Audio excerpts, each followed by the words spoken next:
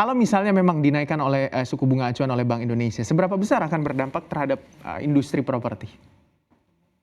Saya tentu mengharapkan tidak adanya kenaikan suku bunga, Mhm. kecuali memang kita harus menyesuaikan suku bunga tersebut karena ada kenaikan misalnya dari Fed di Amerika. Tetapi kita juga melihat bahwa pemerintah ini sangat peka bahwa misalnya pertumbuhan ekonomi masih di bawah 5%. Mhm. Menurut saya kok pemerintah masih agak segan untuk menaikkan suku bunga, Mhm. karena untuk memberikan insentif tentunya lebih kepada bertambahnya investasi.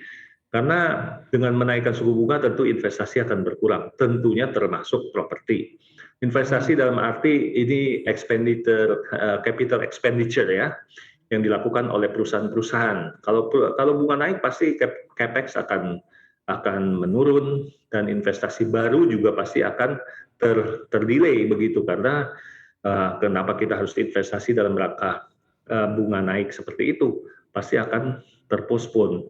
Nah Mhm. ini pemerintah pasti akan mengconsider hal-hal tersebut ya, kecuali memang kita lagi booming. Kalau lagi booming untuk slow down the inflation, maybe kita akan menaikkan untuk slow down the growth, mungkin akan menaikkan suku Mhm. bunga. Nah sampai saat ini saya belum melihat, karena kenaikan harga saat ini lebih banyak dipicu karena tidak menurunnya kapasitas dari supply.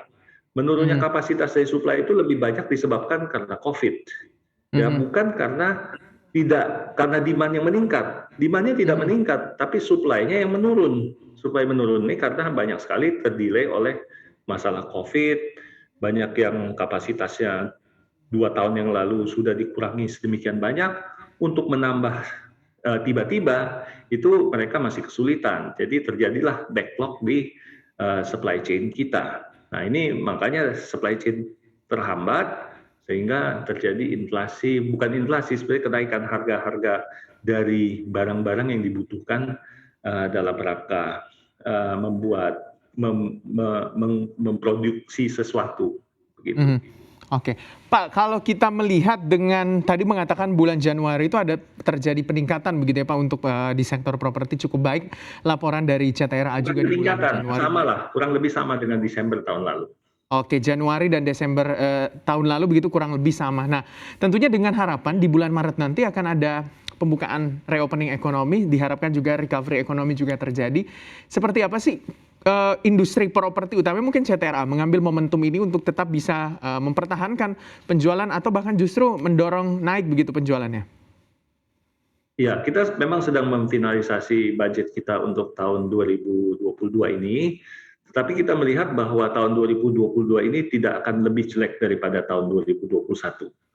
Karena memang sekarang COVID sedang tinggi-tingginya, ya, tapi kita sudah melihat bahwa minggu terakhir ini sudah terjadi penurunan, kemungkinan juga bulan Maret, April nanti pemerintah akan lebih melonggarkan lagi PPKM yang ada, dan tentunya kita melihat bahwa banyak sekali kejadian COVID akhir-akhir ini gejalanya ringan-ringan ya, tidak sampai apa namanya rumah sakit tidak sampai overloaded seperti bulan Juli tahun lalu misalnya, sehingga menurut saya tanda-tanda positif itu besar sekali, dan menurut saya tahun 2022 ini akan tidak lebih jelek dari 2021.